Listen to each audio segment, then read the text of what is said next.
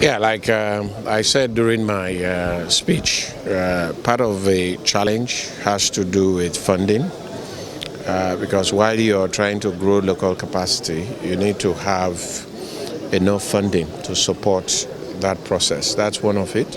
Secondly, is the pace at which you could develop your technology because the industry that we're in is highly technologically intensive. And if you don't develop your technology to meet modern times, then it's a big challenge. You can't achieve that goal.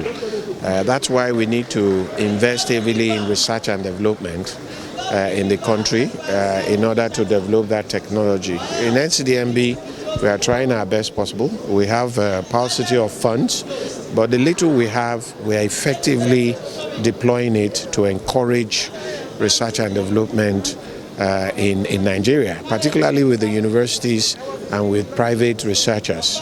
Because if we don't do that, we will not achieve. And I think the other third option has to do with mindset.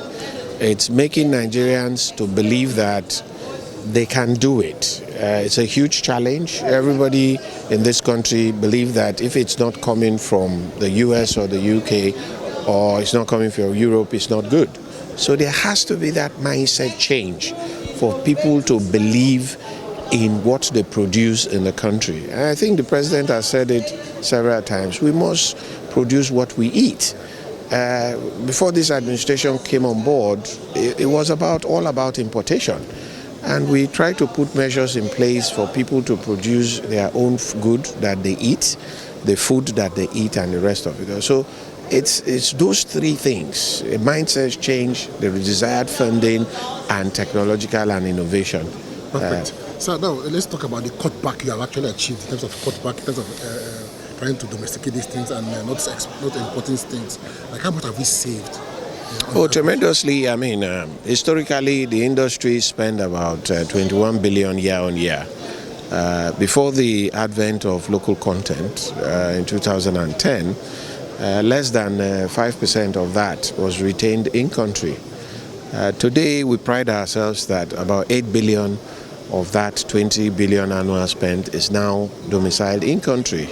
Nigerian businesses have taken center stage. If you look at 80% of all the contracts awarded in the oil and gas industry are awarded to Nigerian businesses.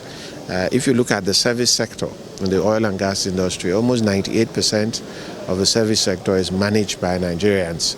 These are ex-Lombije, ex-Alibortin, ex-Baker staff who have now set up their own businesses because of the enablement provided by the Local Content Act.